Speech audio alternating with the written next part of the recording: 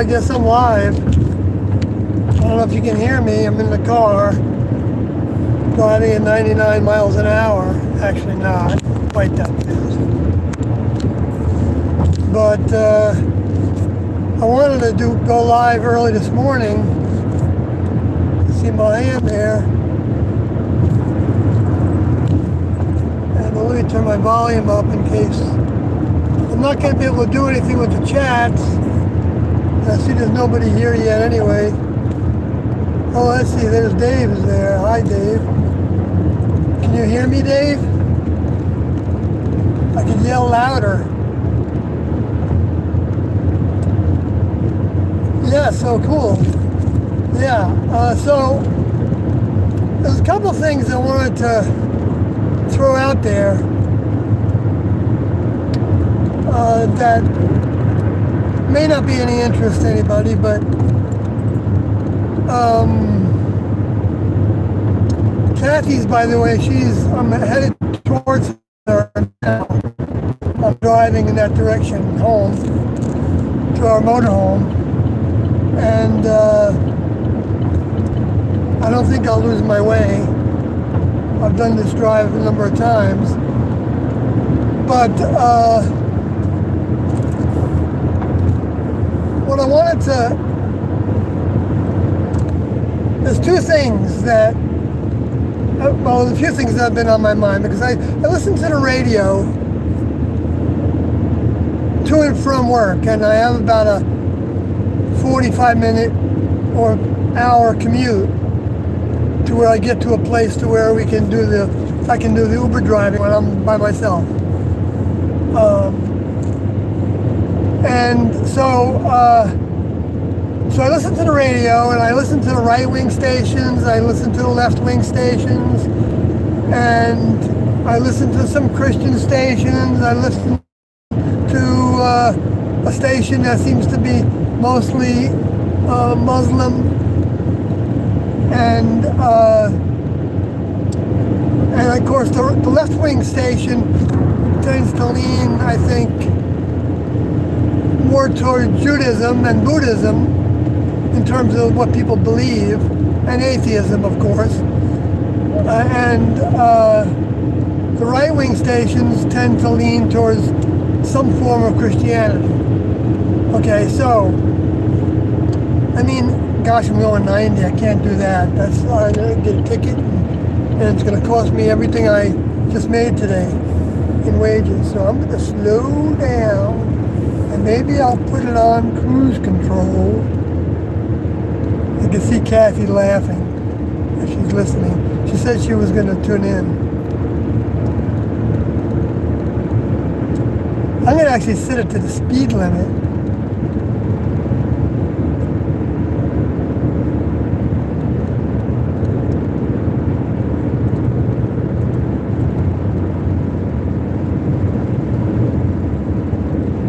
How the heck do you turn that on? Oh, there it is.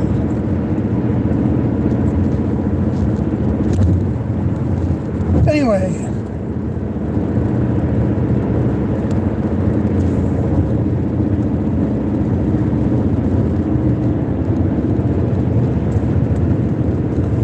all right, so I think I got that set up right. Oh gosh, I see some Hey UFO guy. Kathy's saying hello to everybody. That's cool. I'll try to pay attention. That only comes on my screen every once in a while. Maybe when somebody adds something, I get to see the list of the chats. So I don't know how to actually turn that on and off so I can see who's saying things.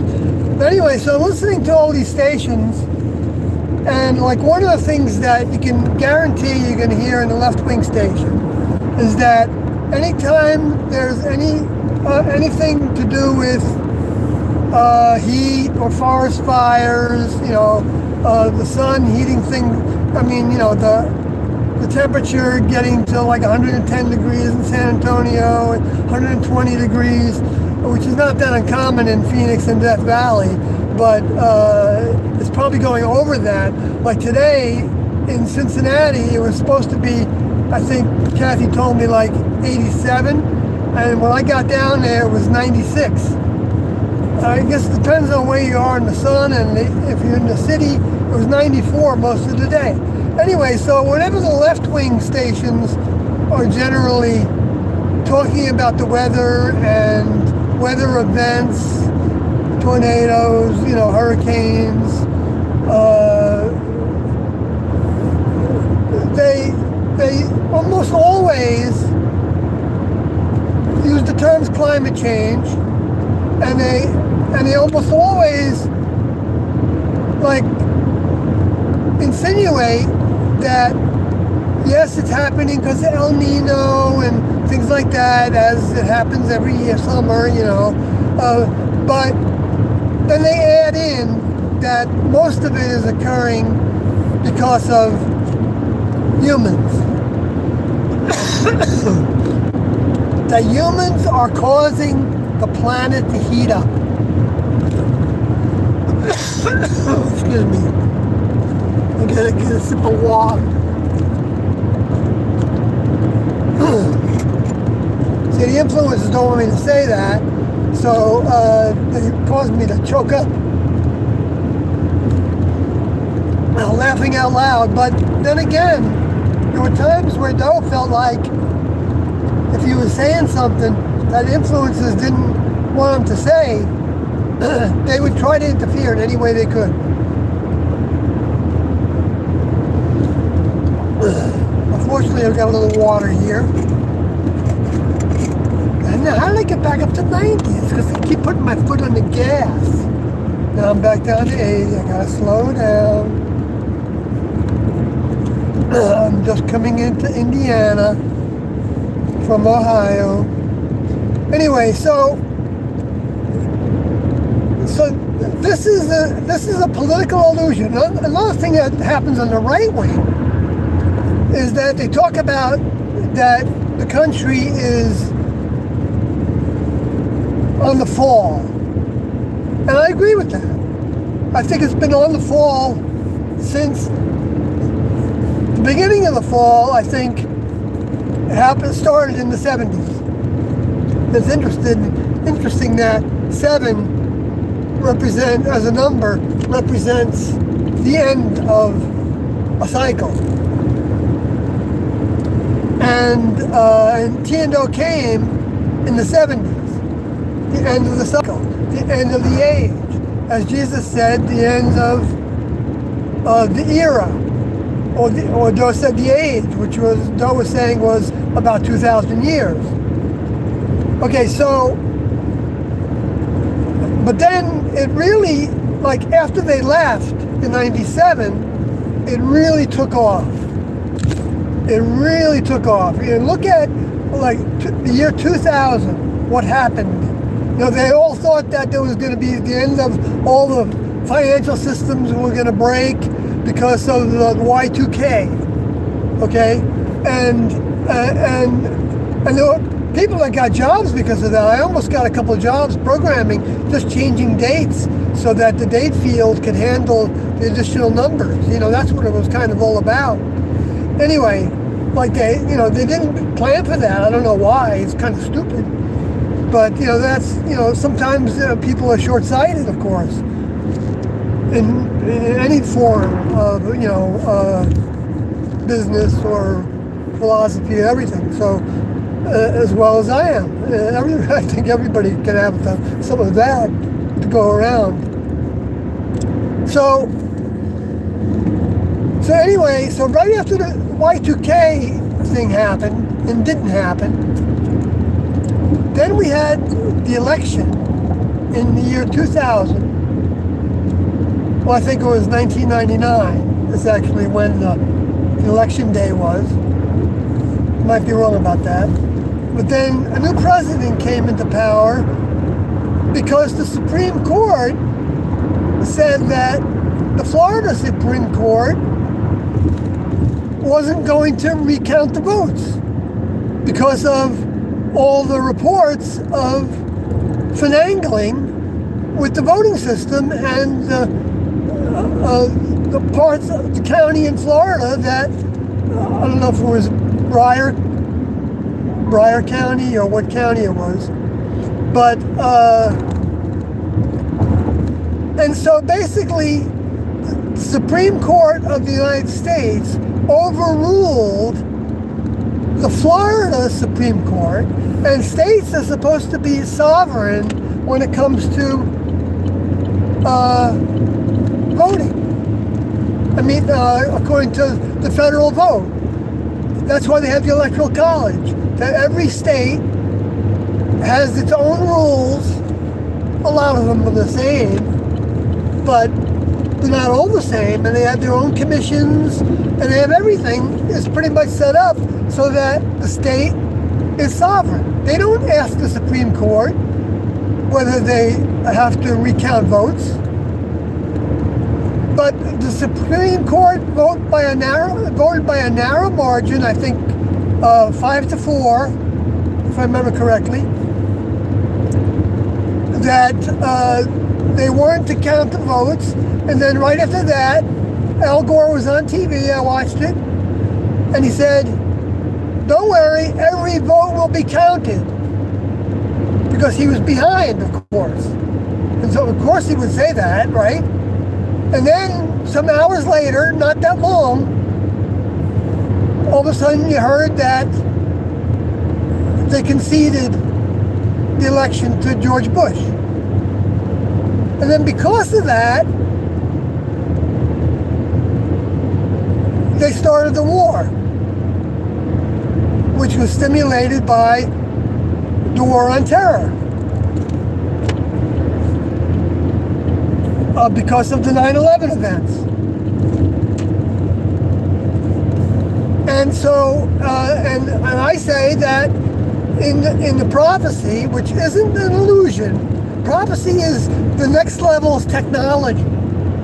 Knowing what humans will do, and knowing what the space aliens will do. Ahead of time, way ahead of time. They know exactly what they're going to do. And basically the only reason they don't do it before they end up being allowed to do it is because the next level won't let them. It holds them back. It stops them from creating any nuclear wars, like in the 60s when there was the Bay of Pigs invasion, and there was supposedly a captain of a submarine for the Russians that was ready to push the button, and he did, and he was told to actually push the button, and he denied, he didn't follow through, and I don't know what happened to him, but that's, I believe, what the history tells us of what happened at that time. And after the fact, a lot of times you learn the truth about things. So that could have been a nuclear war right there, or at least an exchange of nuclear missiles. It didn't mean that everybody was going to die, because those missiles in those days weren't nearly as potent as the ones that they have now. Or maybe they were, I don't know exactly. And maybe they would have been able to shoot some of them down, and who knows what would have happened. But the next level didn't want that to happen. I am sure of that. Because they knew there was still a lot of work to do. I mean, TNW hadn't even come public. So then, when the 9/11 event happened, and anybody that's ever looked at that, well, I'm not allowed to talk about that, actually. Well, I guess the worst case scenario is maybe they'll, I don't know. Let me just say that maybe I haven't put my foot in my mouth yet in terms of the crawlers that the bots that examine the transcripts of these live streams, because I already got one cancellation of that talk some time ago, and I don't know if that was just a temporary thing to where they were scrubbing the talk of that event. So I won't go any further with that. But, and you can actually watch the music video that's on the top of my channel, pinned to the top of the channel, that talks about what I thought about that. And they didn't bother that. I don't know why. Maybe I didn't get specific about 9/11. But anyway, and then there was the war in Iraq, which Democrats voted for as well as Republicans. So this is, and then it goes, and then after that, you had the financial crisis, where some 5 million people were forced out of their homes because of a number of different reasons. Some of them took out loans and weren't able to really pay for them. And so they were foreclosed on. Some of them, the interest rate changed. And they got loans that weren't a fixed interest rate. All of a sudden they couldn't afford to make the payments. And they got thrown out of their homes. And there were who knows how many reasons, but there were 5 million people in the United States, according to the documentation from, I'm not sure who it was from, but I think I got some of it from Democracy Now! And George W. Bush, he started that. I mean, his administration started that. George W. Bush is a puppet, just like, Mr. Biden is a puppet. And just like, Donald Trump was a puppet to some degree, but he didn't play ball enough. And so neither the bigwigs in the Republican Party and the bigwigs of course, the Democratic Party wanted him to stay in power. And that's why it was kind of easy to fight against him the whole time he was in power and, bring up all these trumped up accusations, and they're still doing it because they don't want him to come back. And I don't care if he comes back or not. There was nothing, anyway, I don't want to talk about him because none of these people are well, let me put it this way. All of them are working for space aliens. That's a fact. I know that. I know it because I know who Doe is, and said it, and I know who T is, and they said it, and it makes sense to me. I don't just have a memory of them saying things, and then all of a sudden I believe it. There were things they said that I had a hard time believing at first, but I recognized that there was truth in it, and I just needed to wait and seek the truth of it, and then it would dawn on me if I continued to want to know the truth, and I would realize that they were exactly right. I would know it. Just the same way that somebody who has a lot of experience with a business or a trade, and they can talk shop with somebody else, and if somebody else says something that they hear, they will know that it's true. Or if they don't, they may question, they may go research it, and then by researching it, they may realize that, well, in the human kingdom, that what they were told wasn't true. But T and Doe weren't humans. And they knew when they didn't know something. And they didn't try to pretend that they knew stuff that they didn't know. I mean, this is all evident throughout the audio tapes. And another thing I wanted to talk about I mean, that was the beginning of the fall of the United States, okay? The other thing I wanted to talk about was that, you know, the way the 2020 documentary, if you want to call it that, it's pretty much it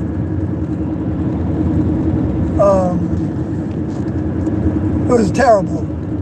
But I mean, you know, the fact that it was still talked about and they showed their hand, the direction they were going, was telling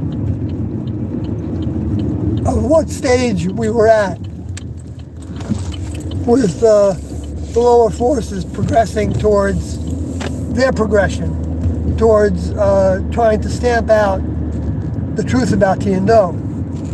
But one of the things that is very evident in the audio tapes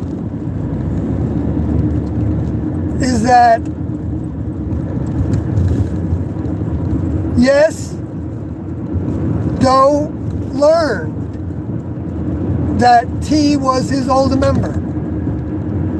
He learned it by hard knocks of wanting to do things his way sometimes, and T going along with him, and then realizing that T was right. That wasn't the only way he learned it, but that was one example he gave. To where he knew that if T said something, he needed to stop and listen to it. And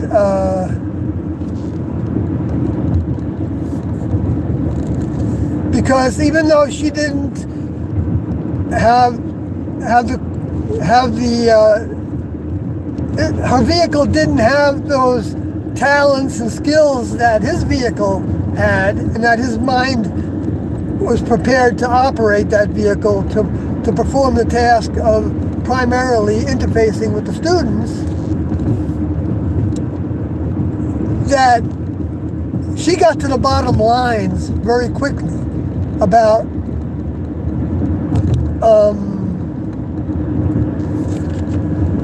the information they were receiving together. But the point I wanted to make before I get back to the house, to our home, is that they were both well equipped beyond human to be able to deliver the information and help the class conquer their human condition to a degree to where they could be acceptable members, young members on the laboratories, on spacecrafts that are as big as planets, inside of them, outside of them, wherever they have their structures. And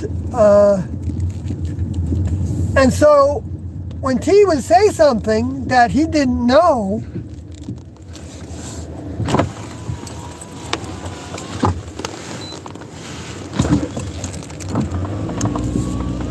he knew that was receiving new information. But he also knew that sometimes they both got information at the same time. Sometimes they had to pull on each other's sense of what they were receiving. And sometimes Do would get something that T didn't get.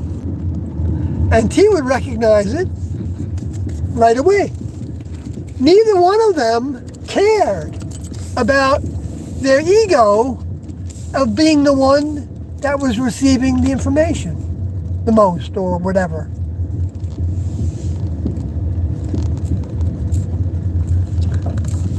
Another thing I wanted to finish with is, so it wasn't like that documentary said that T convinced Do that he was from the next level. And so Do just, liked that and blah, blah, blah, blah, blah, blah. That's what humans say that are listening to the Luciferians who want to put them down in every way they can. And those humans look intelligent, they have salaries, and they can speak well, but they don't have a clue many times of what's really going on. And the third thing is that just like after Jesus left, the information was distorted and Paul was instigated.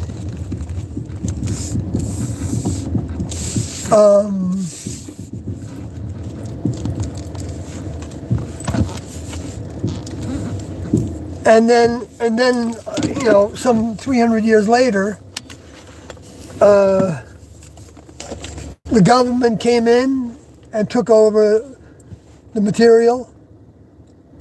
That's happening now. But it's happening sooner now. So after Tiendo left, then the lower forces conned a couple of former members into thinking that they needed to take control and manage all the intellectual property. So they needed to have it in their possession, and they needed to copyright some of it. I mean, they thought that right away. And then keep it from others, some parts of it from others, and not make it too out there, and that they should be the only ones to do that. Even though it's very clear from many things that Tiendo said in their book that it was a task for any believer in them to actually spread the information and talk it. Put it in their own words, even though it's always beneficial to use the words that Tiendo gave us, all the key words. But how you put them together and everything, it's not. We want to pull on their minds on how to express it, and try to quote them as much as possible. And the fact that the lower forces have conned a few individuals to think that they're the only ones that are supposed to disseminate the information, unless some could do it, but with permission from them, which is the condition that was given to us, actually written in a document, actually in emails to me. That's an example of the lower forces taking over, trying to take over. They're not going to take over. And Tiendo said all along that the Jesus material was kept accurate enough by the next level, and they had to work very hard. A crew had to work very hard to keep that information, the quotes of Jesus in the four Gospels, accurate for our sakes now. And for our sakes now, I'm talking about all the people that are coming into believing in Tiendo, so that they can see that history. And that's the same history from the same group of people. Older members and younger members from the evolutionary level above human. So everybody now are the ones that the next level is giving the task to keep that information accurate. And spreading it far and wide is, I think one of the best ways of doing that, so that it's not in any one person's hands. Because if it's in one person's hands, they die, and what happens to it, or it doesn't make any sense. That's why Doe, before he left, sent packets to 8 individuals. Hi, Kathy. She's opening the door. I'm finished.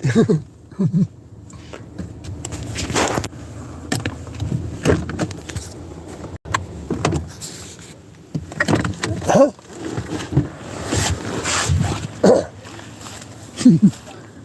Hello. Should I turn that off? Yeah, I can turn it off. Well, I'm going to end the stream now. Well, don't, because there's people that have questions. Oh, okay. I'll just take a break here, and we're gonna bring some groceries in and our bug zapper. Oh, we gotta set that up. Because we want to try it.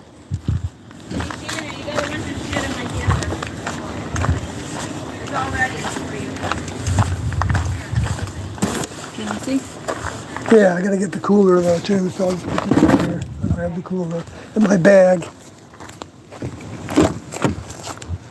So if you can hold on here a few minutes, we'll try to.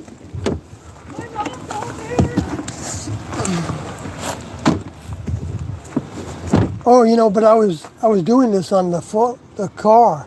It'll switch to the T-Dough. Like, Oh, it will. Yeah. Okay. it'll switch to that, and then we can put it on the little stick. I don't know the word. You want me to go in first? Sure. Evie, where are you? He's not trying to keep the bugs out. Oh yeah.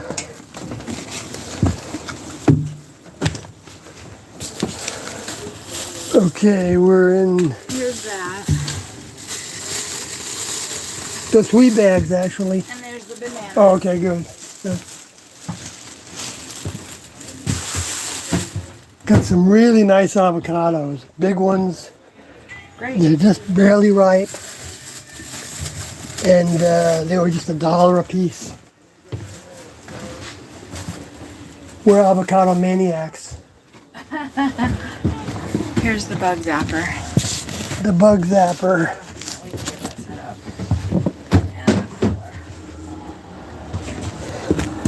And the cooler with my remaining smoothie. Okay. And water. Yes, Evie. Okay, so Let me get the stick. Oops, I gotta turn that off. Here it is right here.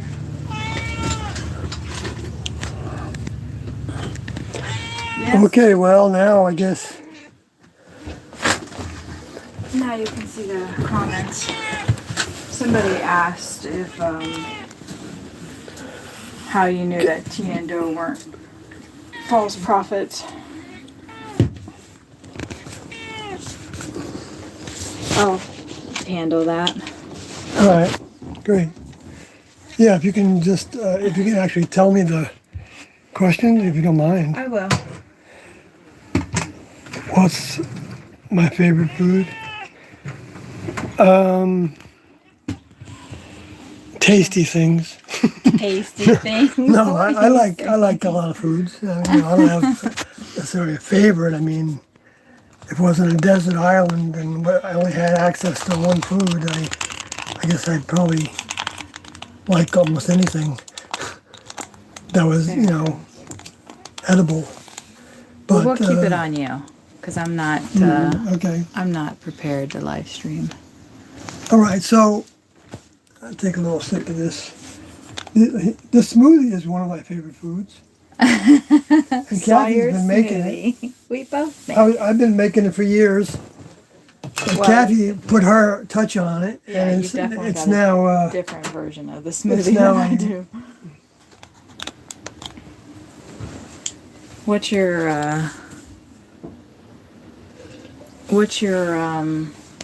are you charged?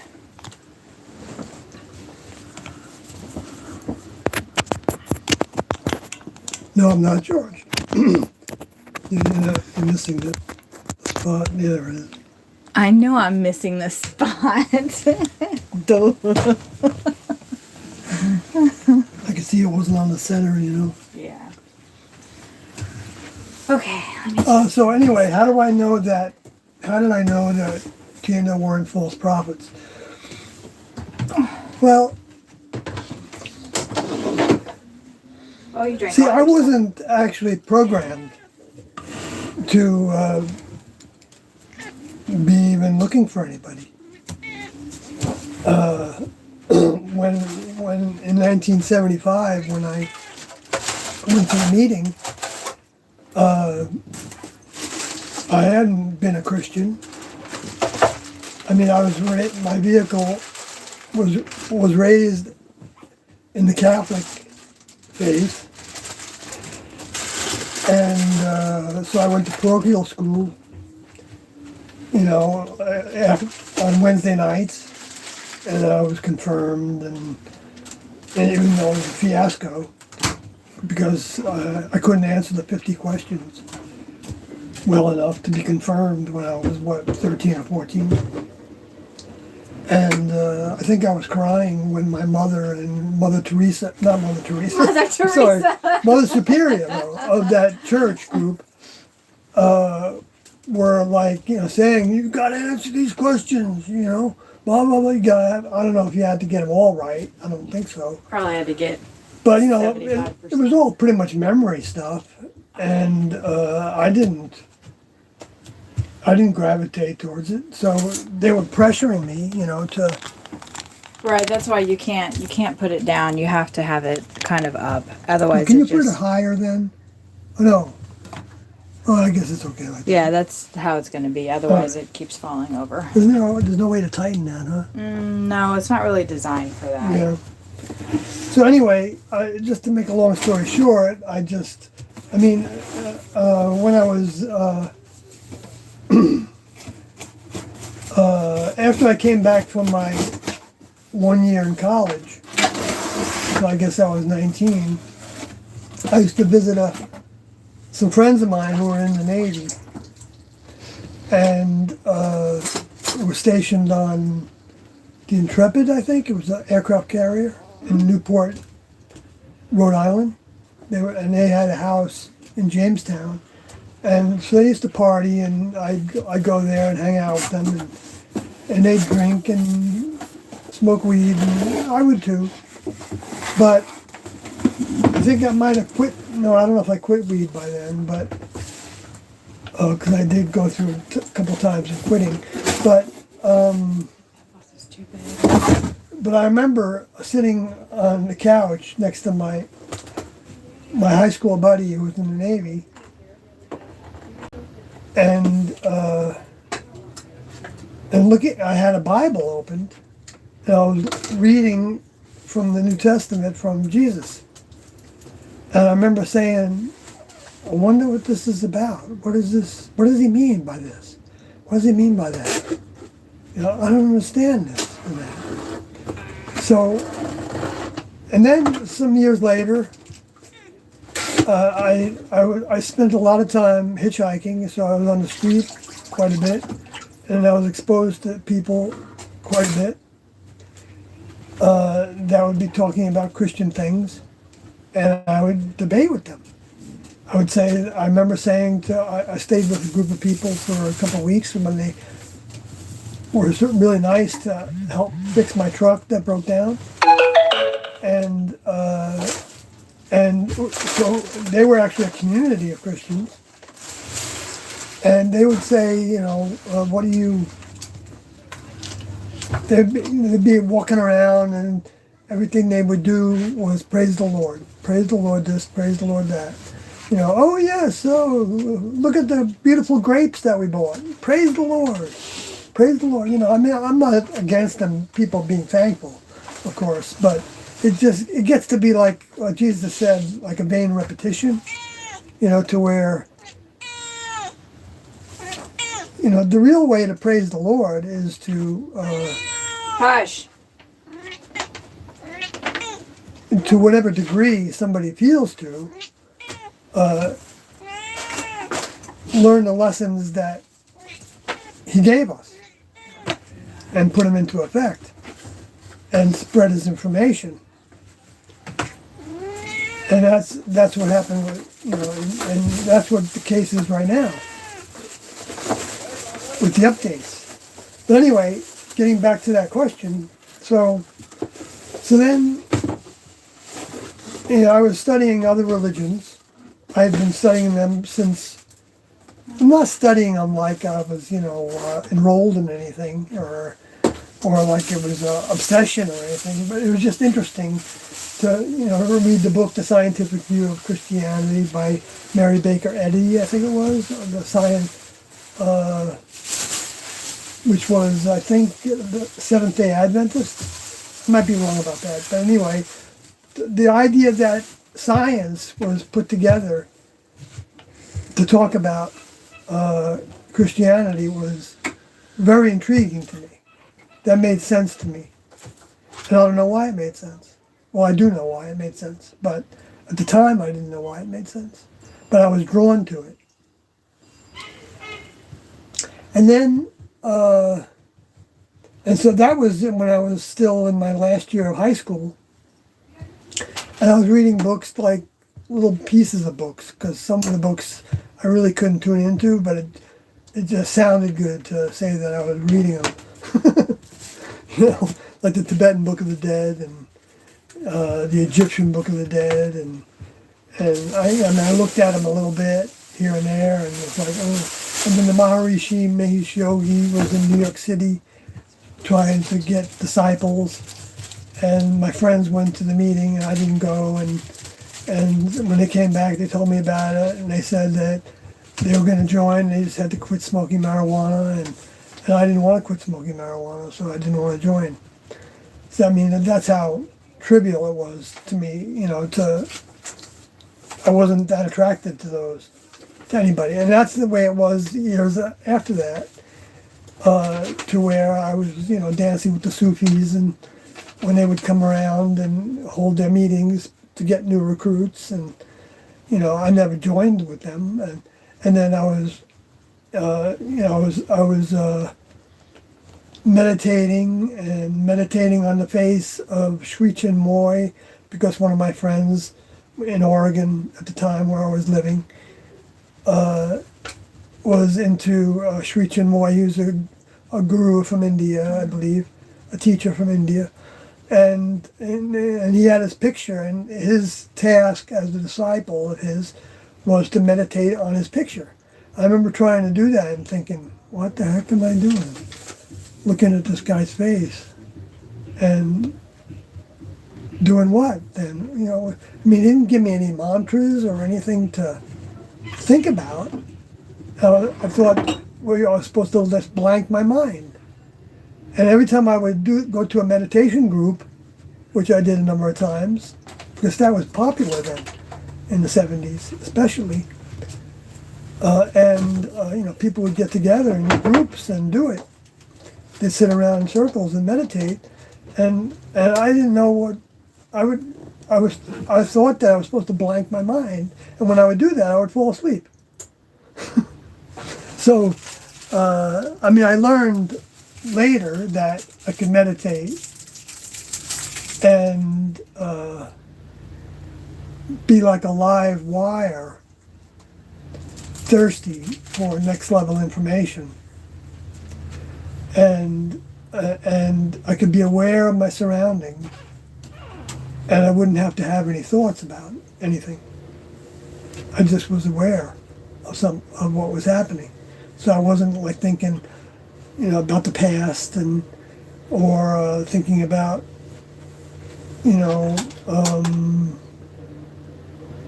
a judgment of what Doe said or T said or even thinking about what they said in meeting tapes. That wasn't part of our meditation. We did have different patterns of meditation. Anyway, to get back to but they were all optional. That's another thing about the brainwashing. Tiendo, you can hear throughout the tapes them saying that you all students need to do this, you need to change this about your thinking and behavior. You need to, reach for higher ways of talking to one another and thinking about things and blocking out the past. Yes, you need to do all those things. And they said in the last tape that Kathy and I listened to, I forgot what number it was, but 108. 108, which is excellent. They're all pretty excellent, but some of them stand out, when they're getting new information as I don't know. I really can't judge, one over the other. They were all appropriate for their moments, but where T said, so you need to listen to the tapes over and over again, not just once. You got to listen to it over and over again. These tapes that we're making, there's a lot of information in these tapes. And I was sitting there at the time. I was thinking, I thought I was listening pretty good. I didn't have other thoughts while I was listening to them talk. They just killed something. Oh yeah. Ha ha, little bastards. Well, so I know it's not. Snap, crackle, and pop. Yeah. So, does that put up a lot of heat? I don't feel any. Oh, that's good. Yet. I don't care. No, I mean, it's not going to I be too would much. rather be hot than deal with. Yeah, bugs can be pretty annoying. So anyway, so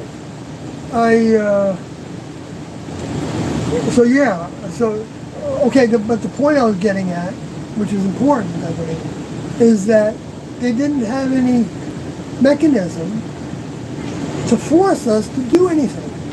How did you know they weren't false prophets? I'm going to get to that. But Okay. so if you actually take the definition of brainwashing, which I think everybody knows, is repetition. And, there can be other aspects to it. Depriving somebody of food and depriving people of sunlight and water or whatever it is, someone to talk to, sleep. Right, and that's what the military does to a lot of people that you do it. I don't get off the track, but they have techniques like that to try to drive the enemy crazy. That they use. Anyway, but TNO didn't, even though we had periods of time where they were experimenting with our sleep patterns, we were never deprived of sleep. And we were never deprived of having decent food to eat. And we always were in a condition to where even if we had to deal with extreme weather conditions, very hot or very, very cold, that it was short-lived and we had solutions to things. Like we went south. Or we had a fire and we could heat up stones in the fire that we could put in our sleeping bag so we weren't so cold at night. Things like that. Anyway, so and they only a few times gave us instructions to re-listen to a tape. I mean, less than one hand worth of times they did that over 19 years that I was with the group. Okay, so, but there were individuals that were on their own volition listening to tapes, and sometimes I would listen to a tape, but I don't think I was one that was that studious in that regard. I see Jim Odie, I see June Odie, I think I saw Annie Odie a number of times, Strong Odie maybe sometimes, but those stand out the most of individuals that were more frequently listening to tapes of the meetings that we had before. So if they were really into brainwashing us, they would have said, okay, you got to listen to that tape every day or every other day, or listen to it 7 times in a row. Turn it on when you go to sleep. Put it on while you're sleeping. I mean, TNO even talked about they wish they could do that, but that doesn't work that way because you're not actually putting out the effort that it takes to actually absorb that material and come to know it, come to understand it for yourself. The conscious mind is getting it into your conscious mind from the subconscious mind or the soul.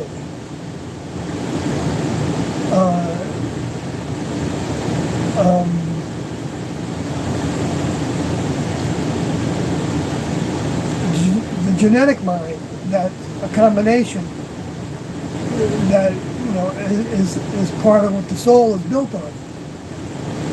And so, and the next level mind is the way that was talked about in the record books as spirit. And there was Holy Spirit, and then there was spirit from the lower forces. The space aliens, the Luciferians, if you want to use that terminology, the fallen angels. Okay, so how did I know? Well, first of all, I didn't. When I went to the meeting, I felt like I knew. I recognized the information, and enough of it to where it made sense to me. That's all. It just made sense. It didn't mean I understood everything about it. In fact, I didn't understand hardly anything about what they said. But it made sense, and it made more sense than anything else that I had ever heard or read.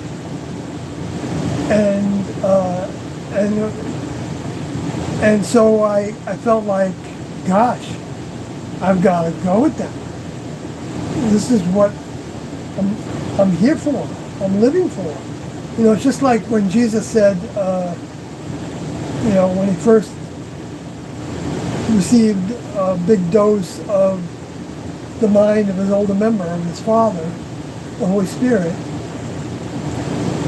and then he recognized that he needed to talk about it to people, what he knew and what his task was. And the story, as the way that the story goes, is that he said to Matthew, the tax collector, come and follow me. And Matthew got up and followed him. And you think, well, what kind of control did he have over Matthew? Or was that just a way of shortcutting it to say that Matthew recognized his mind. I recognized those mind. Kathy recognized those mind in her own way, and me in my own way, and Matthew and Simon and Simon Peter and the other disciples that gravitated to him very quickly. Probably didn't have to take a long time. It could have been just as quick as when I went to a meeting and I sat there and listened to them talk and realized that I wanted to leave everything behind. And I didn't have that much to leave behind, so it wasn't that hard for me. I mean, but in a sense it was, because I was a decent musician at the time. I had a band, and I was building a house that was, made out of logs, and I was enjoying that, doing that. But that was not meaningful to me compared to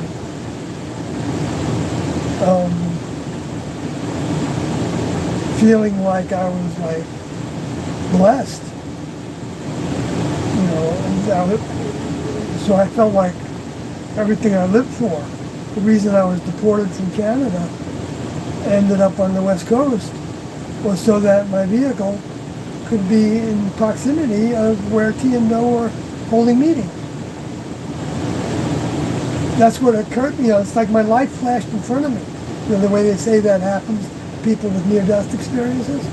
Well, that's what I feel like I experienced. That it's like everything that I saw my whole history as being kind of part of a design to be in that spot, to have that opportunity.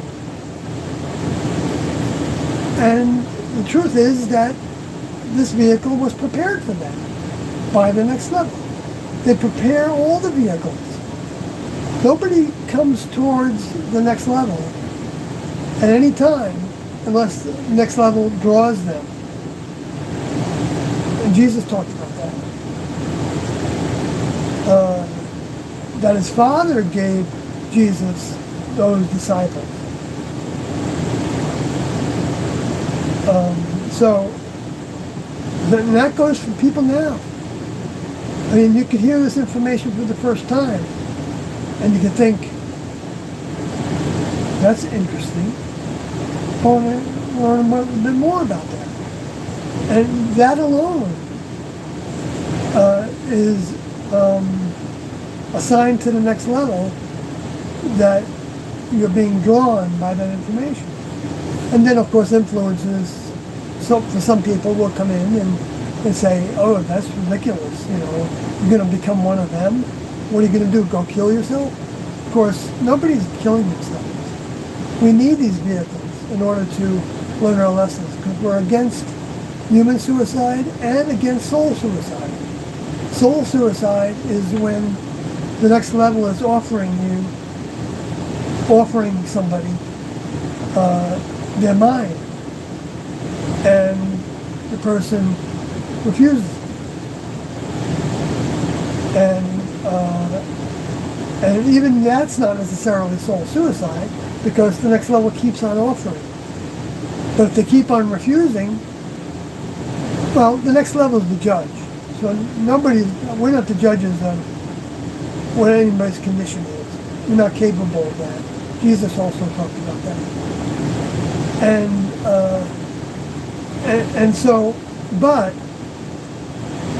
we didn't study scripture in the group. There was no Bible teaching. You know, the only time that Doe by himself held one little Bible lesson. I mean, we talked about things in the Bible, you know, a number of times, many times, you know, but not like, you know, like let's study this chapter and verse, let's interpret it, let's, you know, what was he really saying? No, it wasn't about that. It was because T and Doe knew that material already. They knew it better than, I can't imagine anybody knowing it any better than they knew it. And because they're the originators of it. And so when they would say what that was about, whether I understood it or not, the way they were saying it, I knew that it was the most accurate way of understanding it. And so I tried to come up to that understanding. But then in the 90s, when Doe was trying to figure out, when he felt that we needed to go public again in some way, and he was exploring different ways that it might happen, he was examining whether there was any one group of people that the information could be most meaningful to him. And at one point he felt like, well, seems like Christians were prepared for this, so we need to study the Bible. So he bought a bunch of Bibles, and he bought a Strong's Concordance so he could look up, but it didn't require everybody to study it. Some didn't feel inclined to. I did. And Sorority did, and Margoti did, and Jan already did to some degree. And I don't know how much, but, you know, because I wasn't around her so much. But, and there were others too that gravitated to it. And some had so many tasks that they had a hard time having time to do much. But, you know, so we began to study it, but even that bunch of study, it was only after I left, and even years after I left, that, after 9/11 actually, that I felt like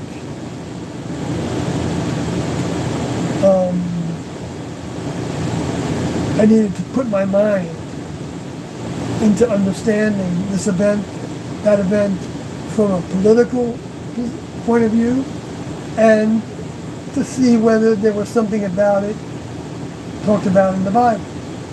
I'm not going to go back to that, but for reasons that I already talked about. But that's when I first started to really examine Scripture. the records, what Doe would call the record books, to take it out of that scripture, the scriptures, the holy scriptures. And yes, it's holy. It's mine. It's not all of it, of course. It's been tampered with, and some of it's like, from the Moses time in the Old Testament. It has its value, but it's not. It's like the value of the 6th grade curriculum compared to the value of the Jesus curriculum, which is more like a 11th and 12th grade curriculum. And then the value of Tiendo is the 12th grade and graduate curriculum. And so... It's weird, all of the chat disappeared off. Yeah. So, so when I started to study that, I started to see more and more, and it took me a while though, before I decided I was going to write, and I was going to call the book Message. And I had a dream with T in it. I think it was the first dream I ever had with her in it. And it was very clear to me in the dream that it was T, and that she was approving of my writing. Not that that title was necessarily her choice, but maybe it was okay. That's all I remember from the dream. And but it took me years writing and subscribing and sending some manuscripts to different publishers to try to see if somebody could support my writing, because I had no money. Until I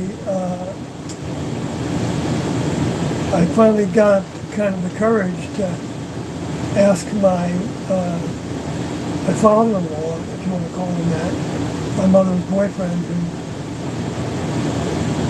who was a little older than I was, about maybe 10 years older than I am at the time. And I know he was an avid Catholic, and I knew he had some money. I didn't know how much, but I asked him one day, would you support, would you help me write a book about Jesus? Because I knew, the idea of Tiendo didn't make any sense to him at all. It just was like confusing to him. But when I talked with him about Jesus a few times, and I don't think he had a very good understanding about Jesus, but he was drawn to it from a youth. It was part of his upbringing, and he never let go of it, or went on to explore anything else. And he's deceased now, but he said yes. And for some reason, that's all I needed to hear, to where I then shifted my attention to the book that I had been writing, to be focused on finding all the prophecies from Jesus and from the Old Testament and from anybody else, like the disciples of Jesus, all in degrees, looking primarily at the things that Jesus said about his return and what was going to happen during the end of the world. Those scriptures for the most part. And that included the book of Revelation. And so I started to put my book together, and I saw a tremendous amount of things that stood out as that Tiendo were fulfilling, without them telling us that they were fulfilling these things, and without caring whether they were fulfilling, because I felt like I knew that Doe was the return of Jesus. Right from the beginning, I felt like I knew that. Yet TNO didn't say they were Jesus in 1975. They never said they were Jesus. Because the reason they didn't say they were Jesus was because they knew that that name was given to the human vehicle, even though it probably had some kind of engineering associated with it so that it could be prepared to receive next level information that a human brain at that time in history, for the most part, unless it's prepared, wouldn't be able to compute. So in other words, the next level is seed, like Jesus talked about it as seeds. And that the next level, the kingdom of heaven, was like somebody spreading seeds in a field. And that some of them would be eaten by the birds and some of them would fall on rocky ground. And so they wouldn't be able to actually get their roots down. And some of them would, the wind, the weather would destroy. And some of them would sprout. And that's when the next level, that's the ones that the next level is going to put the most attention to. When they see somebody actually trying to struggle for the light. The symbolism is very good. It works because the next level designed the animal kingdom, the plant kingdom, the mineral kingdom, and the human kingdom. And so everything, there's examples throughout those kingdom levels of evolution. Evolution, not in a Darwinian sense, but in a evolution of mind and body sense. A biological evolution and a mental evolution. And spiritual evolution. Right, mental, spiritual evolution, yes.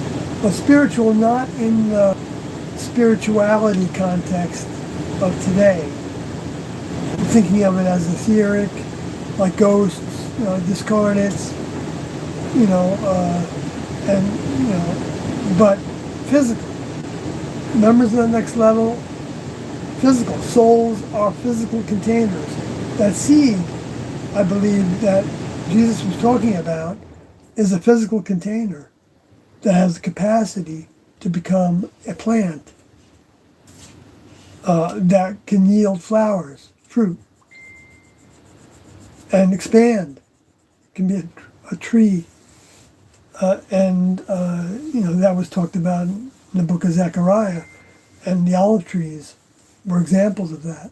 And there were 2 olive trees in the book of Zechariah, and there were 2 lampstands, and there were the 2 anointed ones standing before the God of the earth, the chief of chiefs. The oldest, wisest, most experienced member of the next level that we won't understand anything about, much about, until we become beginning members in the next level. And then we can have a vehicle and a capacity to understand more about where that individual, the chief of chiefs, came from. That's the way I think Doe said it. Anyway, I don't know if I gave a decent Somebody answer wants to to that. know what we're talking about. Well, I'm afraid that I can't repeat everything I just said. But I was trying to answer the question, what made me think that they weren't false prophets, if I understand correctly. You saw that text that I sent you with the screenshot for the Netflix series? Oh, yeah. It's going to be out July Yeah. 28th. And what was the name of it?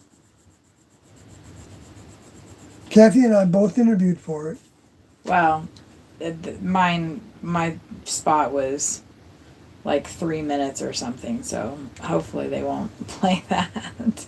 I don't know if they'll use it or not. How to become a cult leader. How to become a cult leader, and they show a picture of a guy. It's Charles Manson, Jim Jones, and Doe. Oh boy, what a mess. Well, and our favorite cult specialist, what's her name? Jana Lalich. Yeah. She's in episodes. She says, I'm in episode 3, 4, 5, and 6. Oh, it's many episodes? Apparently. Oh my gosh. Oh boy, I'm gonna. You know, it's a mixed blessing. Because even though, you know, they go such lengths to tell everybody that they can think of that might be watching their shows that Doe is evil and that he's equivalent to Jim Jones and Manson. David Koresh and Charles Manson and who knows who else. Okay, I mean, you got the list that you see every year come out. The 10 worst cult leaders, you know, and Doe's always in there, you know, among them, and yet there's no characteristics of Doe that are found in any of those groups. I don't think there's one. I mean, if you want to say, well, there was one leader, there wasn't just one leader, there were 2 leaders. Okay? So that doesn't even work. Well, but then then people say, well, he got off track after T left, or he wouldn't have done that. And, wow, that sounds like a double or a triple, or it was a big one. Yeah, see, I'm not seeing any of those. You'll have to. I don't know why that. I don't know. It's like I got banned from the chat or something. I can't see any of the messages. I don't know. So. But I'm still going, though, right? Yeah, this one good fur boy. I'm sorry if I'm mispronouncing your name. Sawyer was in. They seem like there must be a new person. Sawyer was in the Heaven's Gate group from 1975 to 1994, and Doe was one of the leaders of one of the teachers of that group. So that's who Doe is. And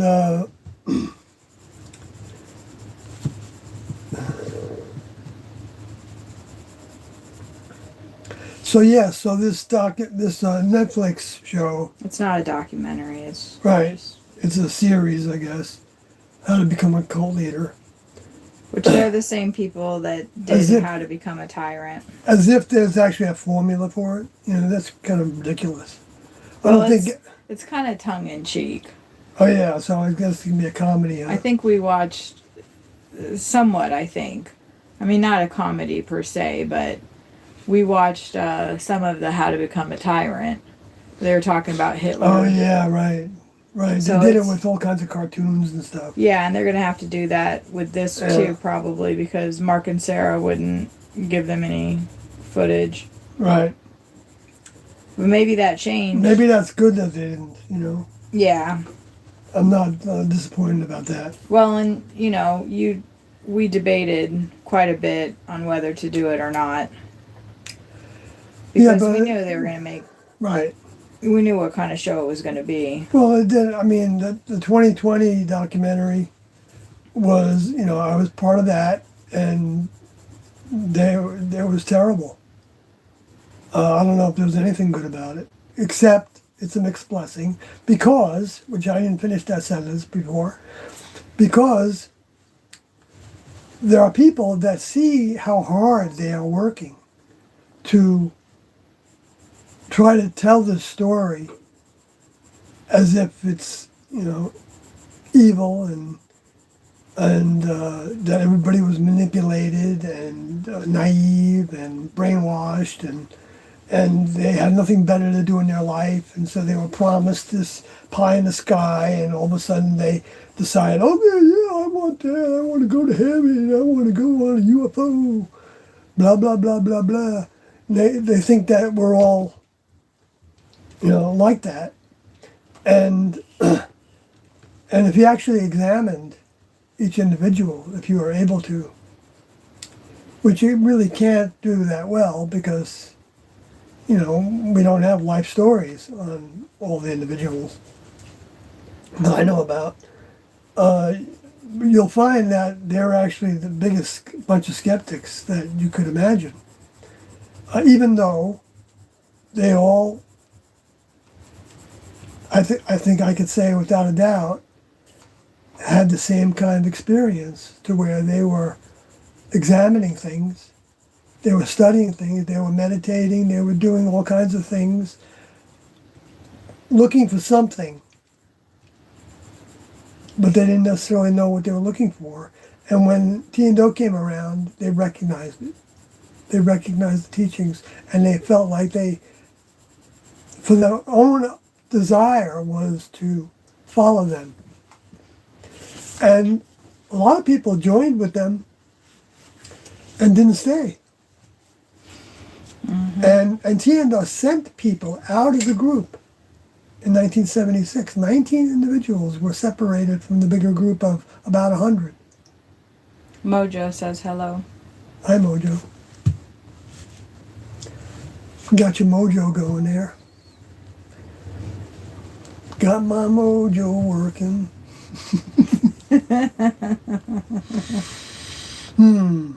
So, and then that wasn't the end of people leaving. And some of those ended up looking for Tian years later when they lost touch with them. They tried to stay in touch with them for a while, those 19. But then they lost touch with them somehow. I'm not sure how that happened, but Tian told some stories about that, but I'm not going to get into that right now. But then there were people that would leave in the middle of the night. Ricody left at least once in the middle of the night, didn't tell anybody, with someone that was called Ekodi. And Ekodi stayed out of the group, but Ricody didn't want to stay out of the group. And so somehow he was able to get back in touch with Tian because people that left didn't have a way to get in touch with Tian for the most part. Because we were moving all the time. I mean, we didn't probably stay any place for longer than 3 or 4 months. I'm talking about like, even when we were living in houses. You know, we'd be in one house in Dallas, Texas, and then they would feel like there were reasons to move to another place in another location. And one time that happened, and we found out that investigators went to the previous house. Because of an address, I think. Anyway, I think it was Junori's vehicle's brother who was, I believe, a police officer, and decided to hire an investigator to try to find her. And then we did visits. They sent us as a task to relieve the anxiety of those that didn't know what happened to us. I mean, we all wrote letters. We were encouraged to write letters back to our families when we joined. But some wrote all kinds of things that were insensitive to people. Like one person said, you know, never going to see me again. And, you know, and why would you say that to somebody? You know, I mean, some people had more sense than to say that to somebody. Because, you know, Tian didn't want to upset families, but they knew that those souls that were associated with those vehicles were graduating into a new family, a greater family, a family that is actually among the individuals that created the planet and the human kingdom. Because that's a technical, a family that's highly technical in ways that humans don't even have a clue about, or if they might have a little clue about, but they don't really know where to take it and how to apply it.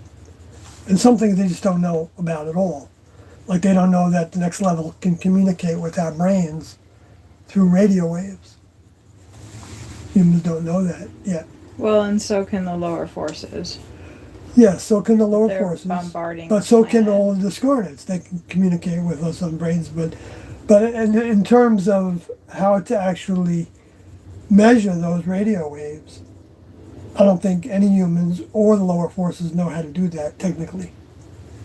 I might be wrong. Maybe someone in that was a member of the next level had a task that could actually somehow lead a scientist in that direction. But what Tiendo said about it in that audio tape that we heard recently, I thought was that the next level was not giving that to humans, and that the next level are the ones to give all the inventions. Well, I shouldn't say all the inventions, but Oh yeah, you should.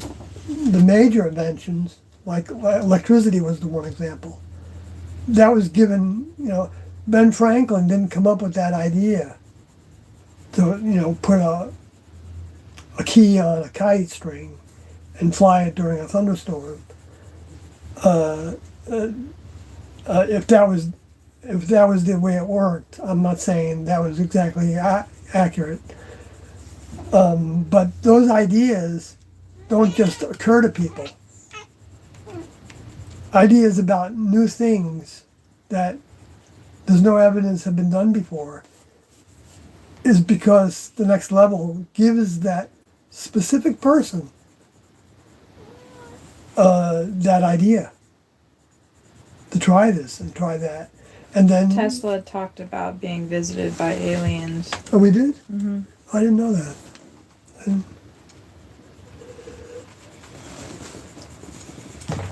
Whether they were aliens or whether they were members of the next level. It's possible. And the next level can even take advantage of some of the aliens to help humans develop some things.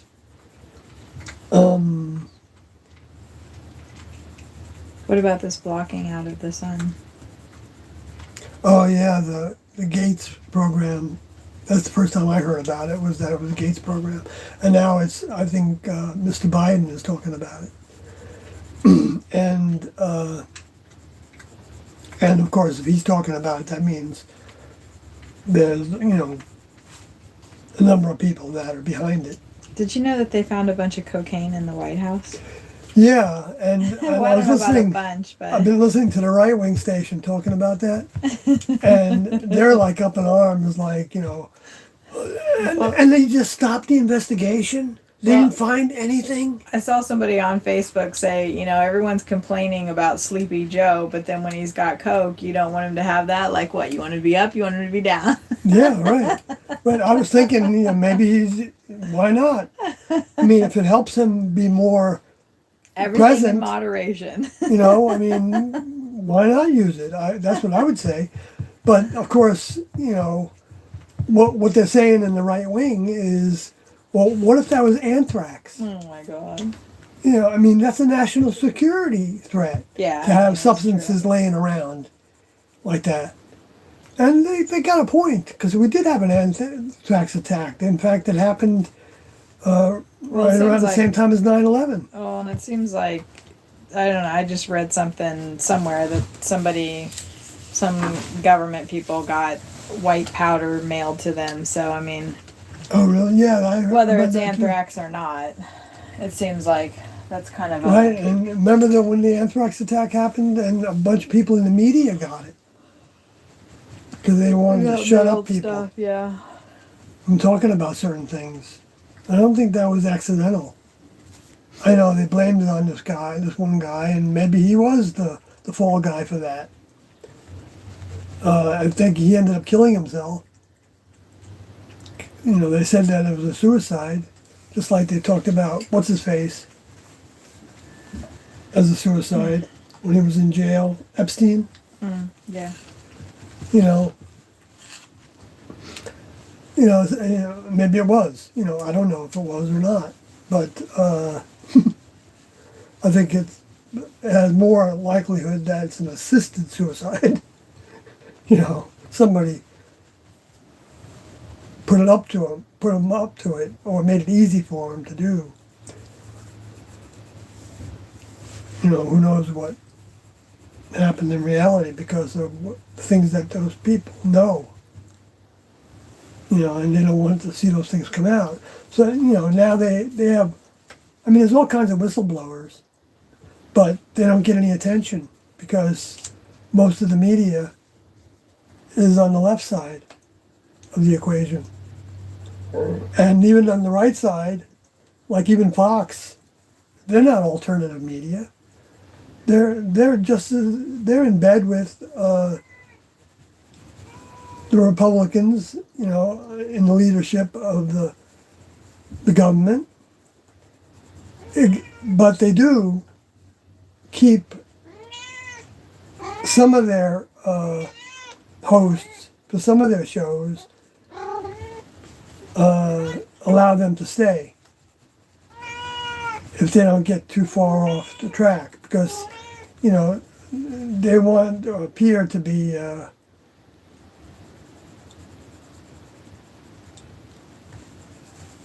preparing for the next election, and, you know, so that, you know, I guess Rupert Murdoch, and I don't know what he really thinks about who knows what, but I think they're all actually in concert on the biggest issues. Totally. Or maybe almost totally. Like the military, you know, industrial complex. You don't see anybody really challenging the military budget going up and up and up and up. Yeah, they're all for that. And yeah, and so the right wing they want to go after Russia and China, but China's more of a threat in their minds. And they want to build up the military so that they can combat China, you know, and North Korea and Iran, you know, that what Bush called the axis of evil, you know.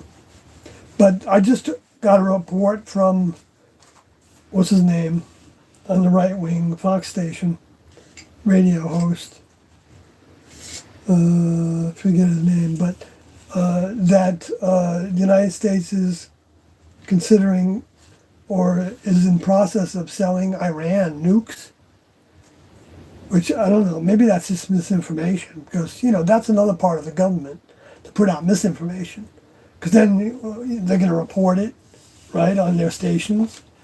And then everyone's going to talk about, see, look what they're doing. They're going to Iran and selling them nukes. And there may be no truth to it at all, because it doesn't make any sense to me that they would be doing that. I mean, there's probably a lot of people they could sell nukes to. Or components of it or something. Yeah. And Iran's been kind of in bed with Russia, so it doesn't make any sense to me. So when this guy said this radio host said it, I thought, really? I'm not sure. See, that's something. See, see, there's some things just don't make sense. Now, I could be wrong, because they could be playing both sides. And, you know, behind the scenes, for all we know, Iran is wanting to play footsie.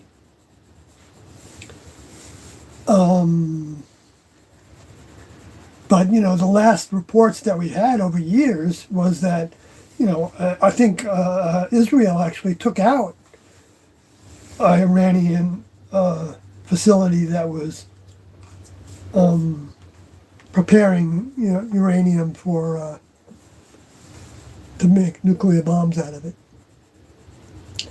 I know they've been talking about doing that for a long time. I think they did end up doing it. And they had some skirmishes with ships and stuff. And anyway, but it's like the war drums are beating more and more. I don't know what's going to happen. I think the next level is going to hold it back if they feel like there's still people that need to have the freedom to hear about them and look into their information and see if it makes sense to them and decide whether they believe who they are or not. The next level is not wanting to have numbers of people. They don't need numbers.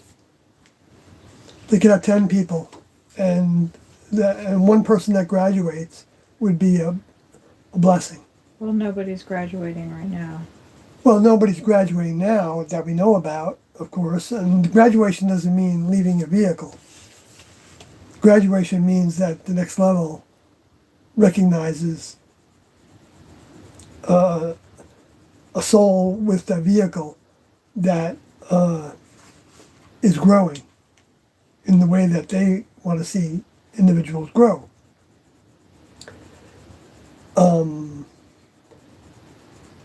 And that could mean being saved on ice. That can also mean, for all we know, given some kind of elementary task and a next level vehicle. That's some of what you guys were working on in the class was growing your next level vehicle. Right from the beginning they said we were experiencing body changes. I didn't know what they meant. I didn't understand it. They talked about it a little bit like you might feel it in your solar plexus area. Changes. And I remember feeling it quivering sometimes there. I wondered if that was it. I don't know.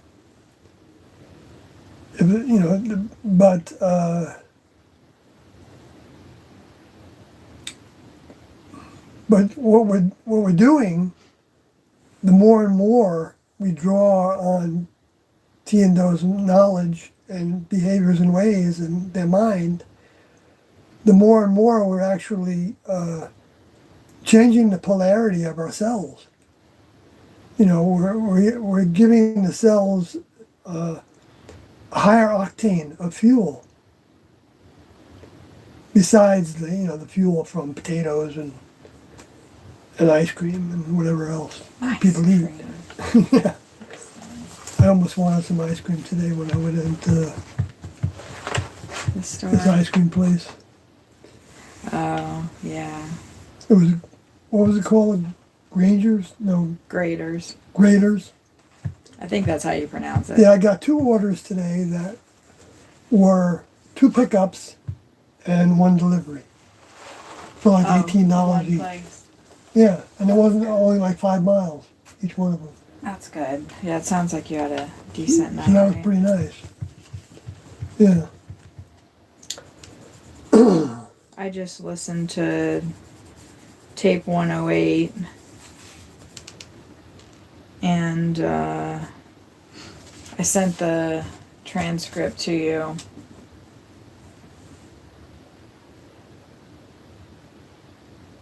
Oh, thanks. But one of the things that I thought was very interesting was that Doe said eventually that knowledge, if it's needed, before they become members of the next level, will be given to them so that they can see it clearly.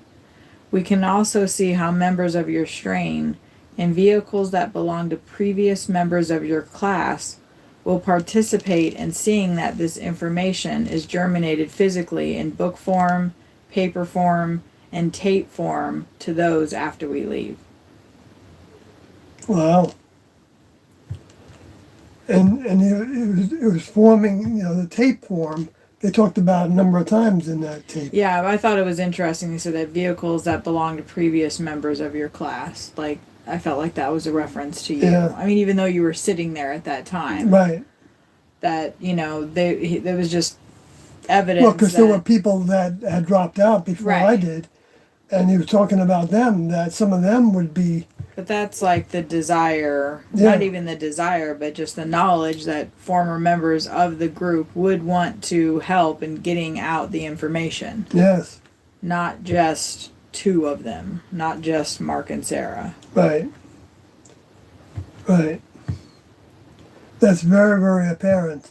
And it's even available in the letters in the letter that went to Mark and Sarah in particular, that they said there were a total of eight individuals who received packets of parts of their information, Beyond Human tapes, away team patches, you know, physical and like Juan Odie got a couple away team patches, and he got the original masters for the Beyond Human series videotapes. And he was sent a letter that also said what other individuals received that information. And those were former members, like Flex Odie was one of them. And her vehicle has passed by now. But her partner was Abel Odie, and his vehicle has passed now as well from natural causes. I'm not sure exactly what the causes were, but they were 80 years old when they rejoined the class in the 90s. But they had left well before the tape. Well, I don't know if it was well before tape 108, but I think it might have been. I'm not sure where we were. Yeah, I didn't mark the year. I didn't know what year that was.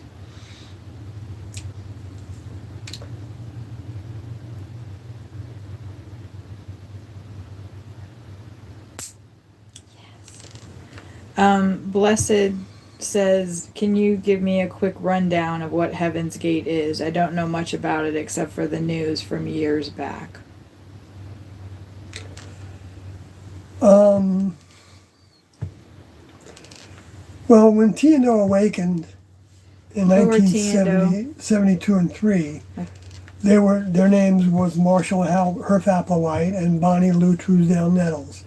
And they had nothing in common except they both had a love for their Heavenly Father. But Doe was an opera singer. He was mingling with high society in Houston. And T was a nurse in the nursery of a hospital in Houston. And they met in that hospital where T was working. And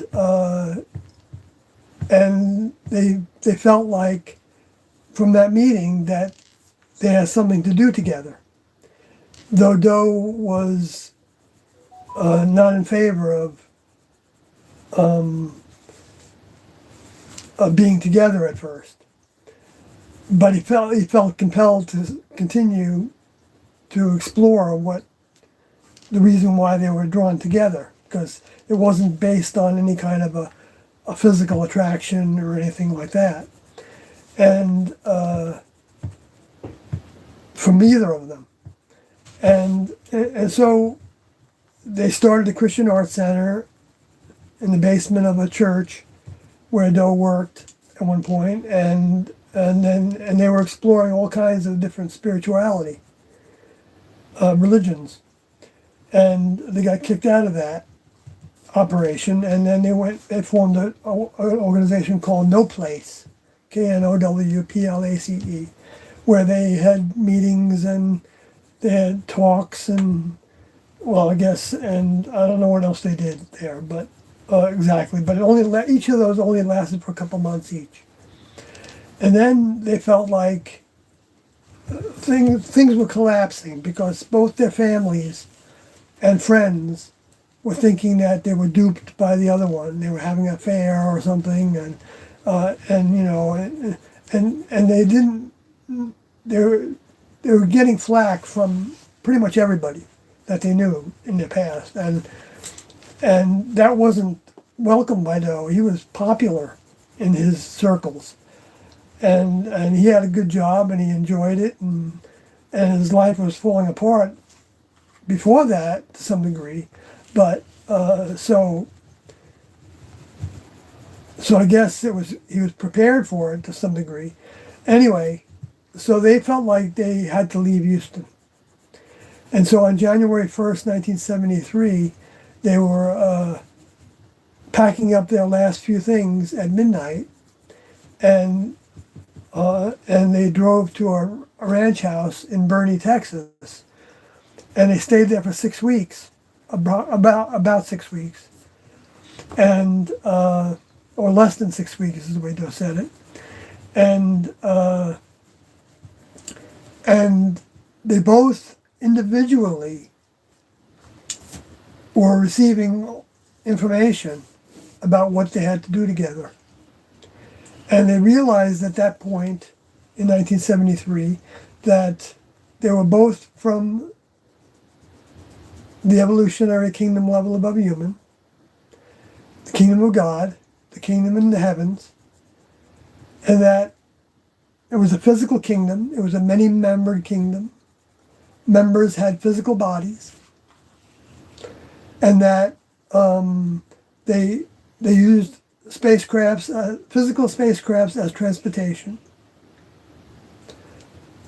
and that when seen by humans, humans would call them UFOs, but were talked about in the Bible as a cloud of light or a whirlwind of fire or Pillar of light. a pillar of light or a cloud or A mountain too, right?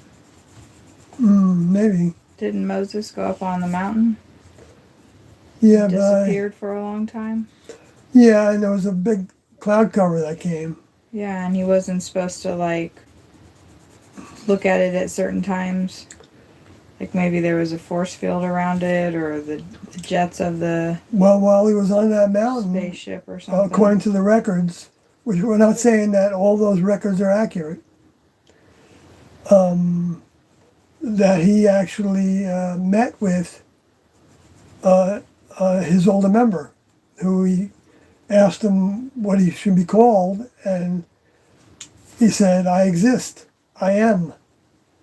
Yeah, that's why I'm... And I'm real. In other words, I exist. I'm a real person." And then he allowed him to touch his back, because Moses wasn't, because he said, Moses asked if he could see him, and he said to him, if you saw my face, you would die. And so he said, "But you can touch me if you want." And so he reached around a rock and touched him without looking on him. And he felt something from that.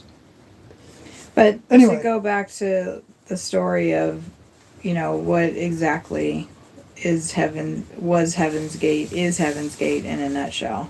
Well, they went In public a nutshell. after spending months crisscrossing the country trying to figure out, because the other thing they realized was that they were here to bring fulfillments to the Bible, and to fulfill prophecy and to bring updates to the Bible.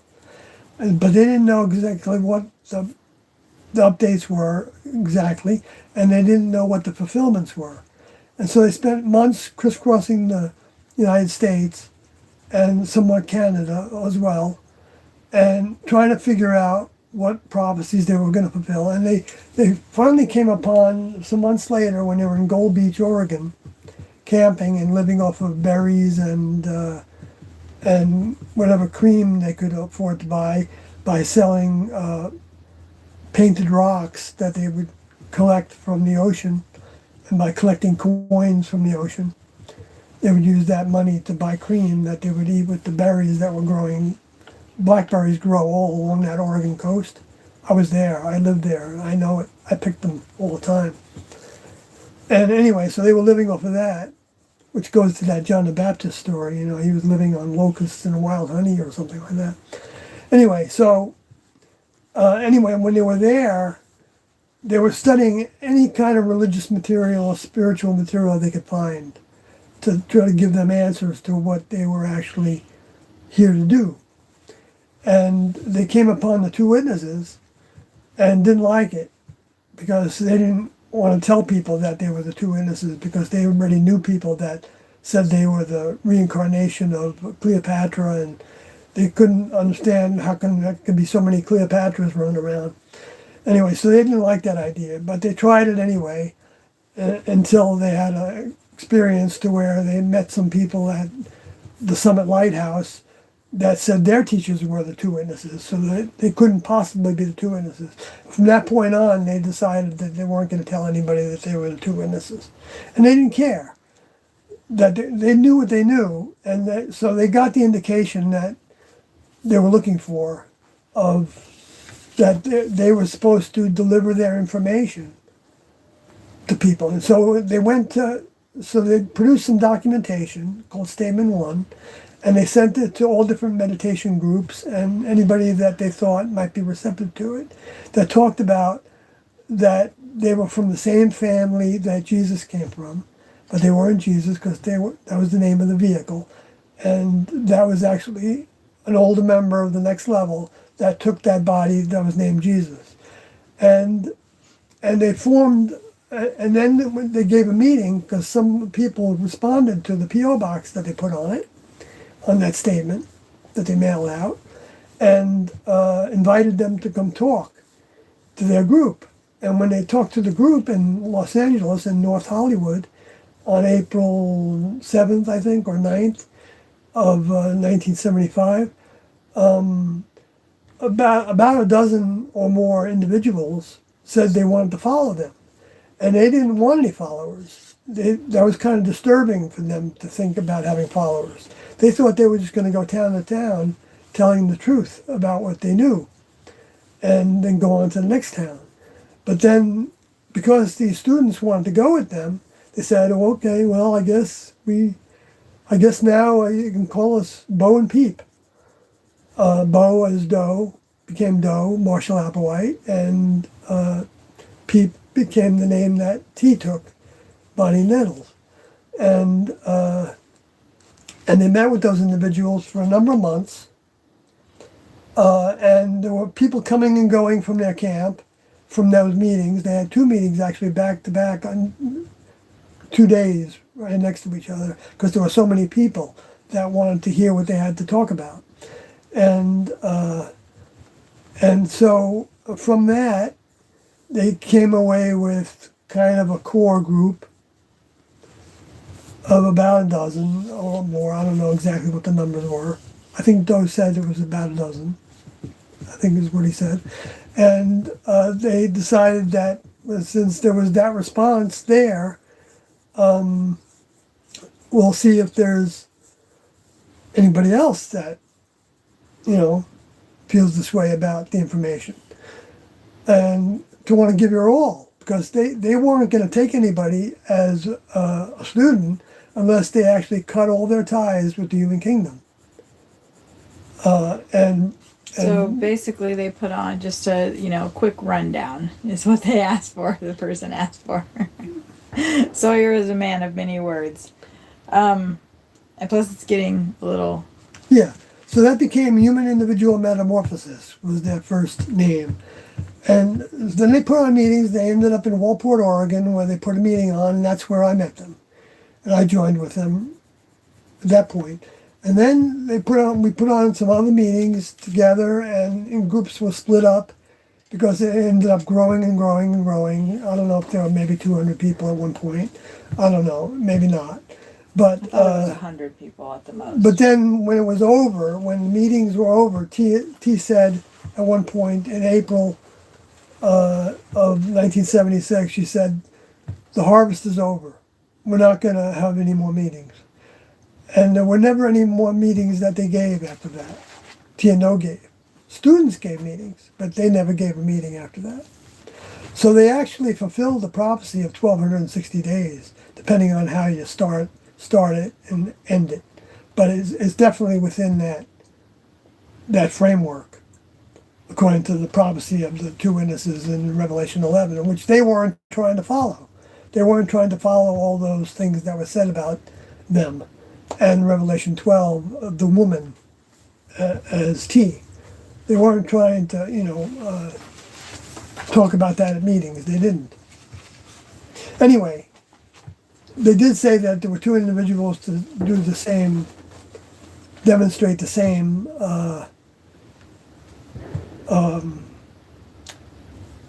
resurrection of their body, which they didn't exactly know how that would happen. At first they thought we would take our bodies with us. And then soon after that, 1978, they were already thinking that that might not happen that way, and that they may go ahead of us with or without their bodies. They didn't know exactly how the spacecraft would pick us up and when.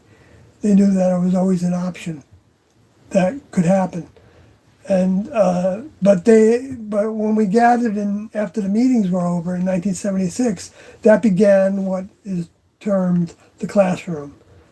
And then they started to weed out the classroom. They sent 19 individuals out because they weren't serious enough in their minds to want to actually put all their efforts into overcoming, conquering, gaining victory over their human condition, over their human characteristics, their mammalian behaviors and ways, in order to qualify to become a member in a new evolutionary level above human, where the people are that created the planet and the human kingdom and all the other kingdom levels of life in the human on Earth.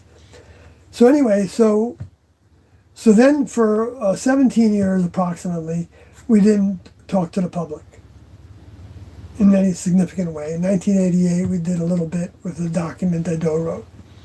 Okay, but then it was in the 90s where Doe felt like we might have something to do with the public again.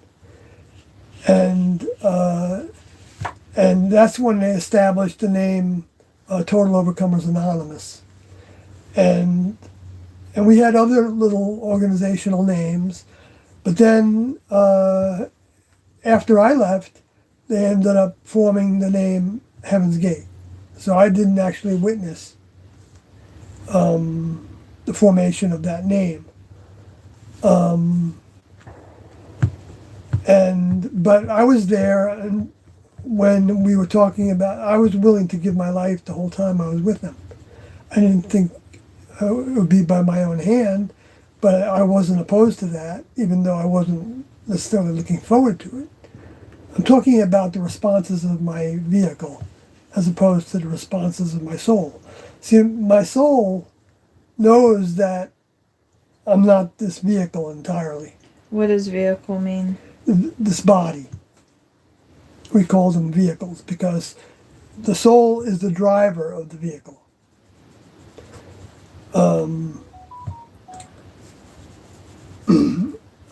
The spirit is the driver of the vehicle, but because the soul and the Tiendo were progressing the whole time, all the years, they were gaining new understandings. And sometimes the new understandings would seem to be like, this wasn't totally accurate, and this is more accurate. And so they weren't like, making things up. They didn't want to make anything up. They didn't have any desire to have students, and Well, they were have large pulling numbers. information in from the next level, They were literally from their older pulling members. in mind information, programs from the next level, older members that they had. There's crews of individuals that can be among us, even, with physical spacecrafts that they can make invisible. And they can stay out of our way, and humans can't detect them. And they can be in the room with us, with a physical body that they know how to stay out of our way. I'm not saying they're doing that. They don't need to do that necessarily, but they can do that if they want to. And they can let humans see them too, if they want to. And humans probably have seen them sometimes. Anyway, and according to Rio, when he was in the group before he left in like 1995, when they were in Tucson,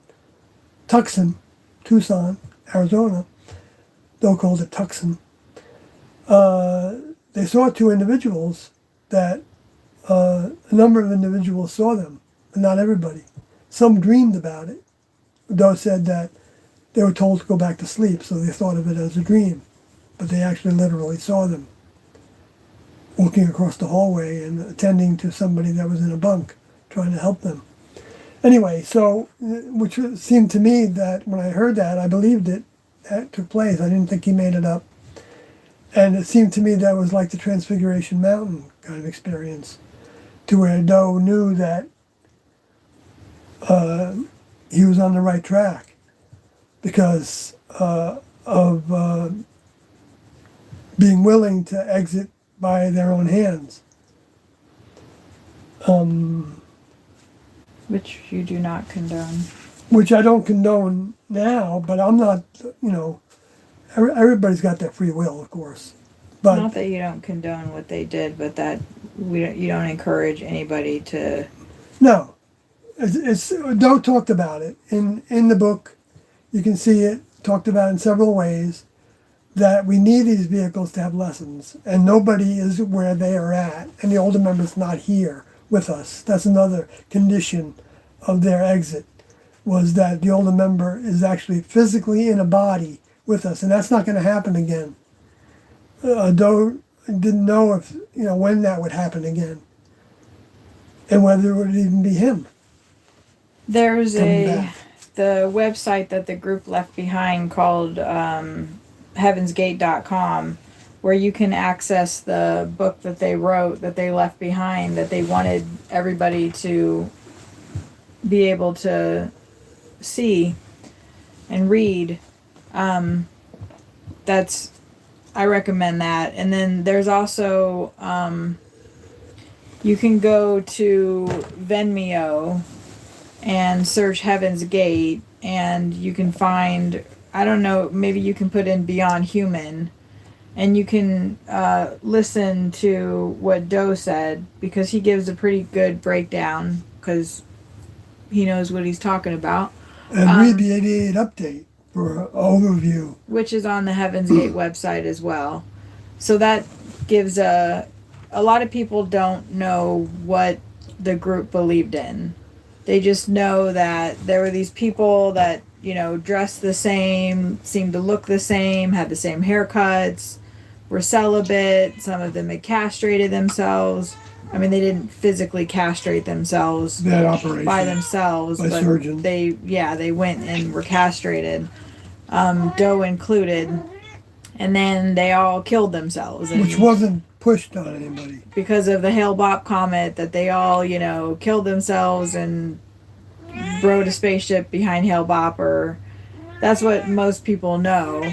They Nobody don't, was guilted into anything they don't know or promised what anything. the group actually believed. Any documentaries, shockumentaries I call them, don't really discuss accurately what the group believes. So if you want to know exactly what they believed, then go to Venmeo. You can go on YouTube as well and search Beyond Human, Heaven's Gate. I don't know exactly what the terms are to put in, but Venmeo is approved by the webmasters of the Heaven's Gate website. So we won't get in trouble for leading you to their own website, because they're suing us. So we have to be careful what we say. Which is a but- whole other story. But we don't want to talk about that Right. because it's very traumatizing, and we don't want to talk about it. But go to Venmeo and search for the Beyond Human series and start with number 1. And if you really want to know what they believe, because we can talk about it and it's filtering through our computers, our minds. It's better to hear it directly from Doe. Mm-hmm. Unfortunately, there aren't any videos that we're aware of that have tea in them, so you can hear both of them speaking, but there are several audio tapes that the group made. We just learned that there's actually 1,082 audio tapes, of which we only have access to a little over 900 of them. But we're not allowed to share those, even though T and Doe expressly wanted people to be able to have access to them. But that's something to take up with Mark and Sarah, who are the webmasters of the Heaven's Gate website. You can actually email them from the email that's listed on heavensgate.com and ask them for audio tapes, because that's what they're supposed to be doing, is giving people those audio tapes.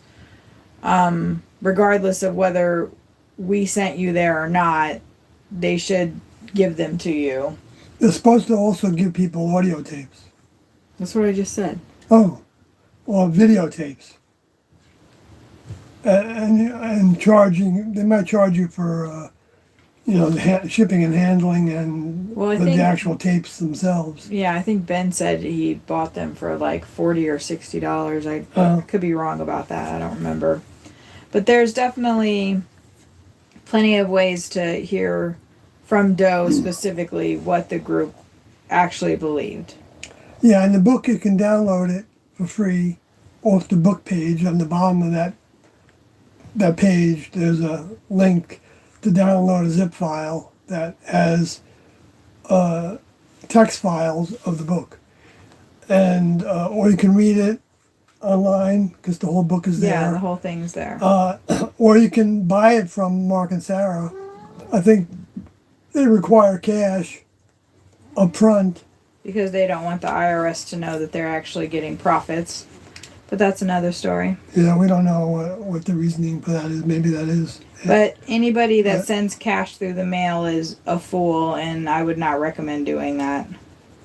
Yeah, but I mean, if it's not that much to you, if you're not willing, I mean, they have sent books to $40 people. is a lot of money. They have sent books to people, a lot of people. Yes, Well, it does seem like cash has gone through the But mail. there's been some that That's crazy. that ordered books from them that didn't get them. We don't know if that was just a mistake. Right, we've been told that, actually he was here earlier, had sent them a little over $200 for a couple books, and Mark and Sarah say they never got it, so he's out $200. So that's why you don't send cash through the mail to people who say they may or may not get it.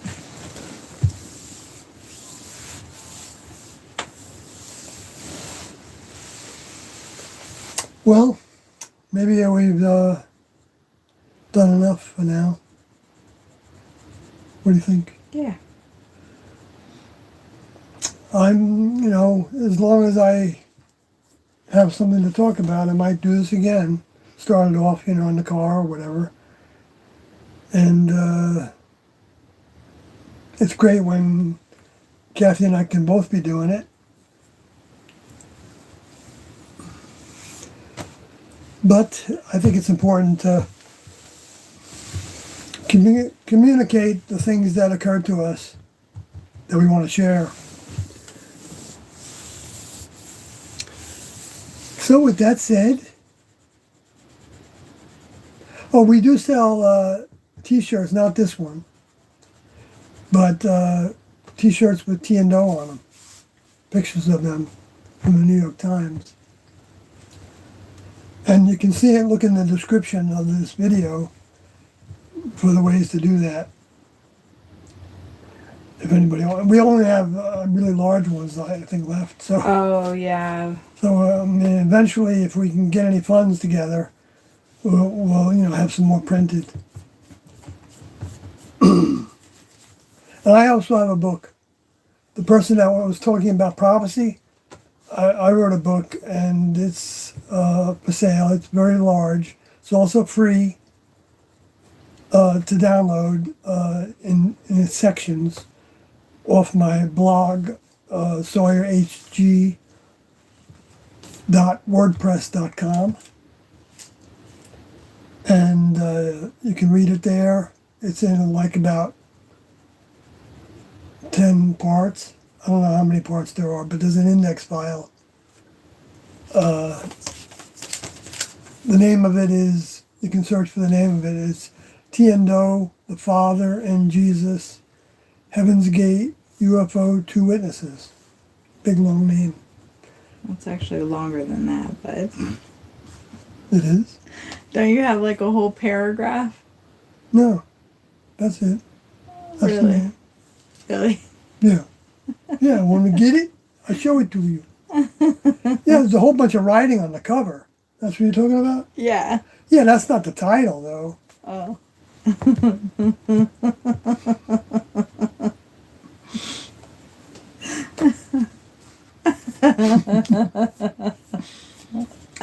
You definitely Yes. like your words. I got lots of words. You got lots of words, which are good. Good words.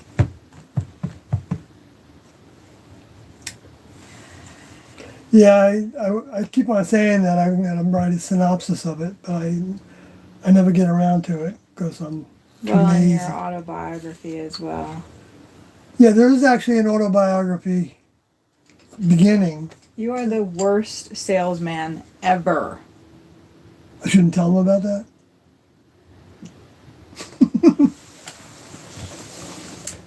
Well, but if I finally write it down and I flush it out, then there'll be a lot more to it. Yeah. Because it's not a thorough autobiography, but it's on my blog since I brought it up. It's called Sawyer's Story. So good night, folks. Thank you for tuning in.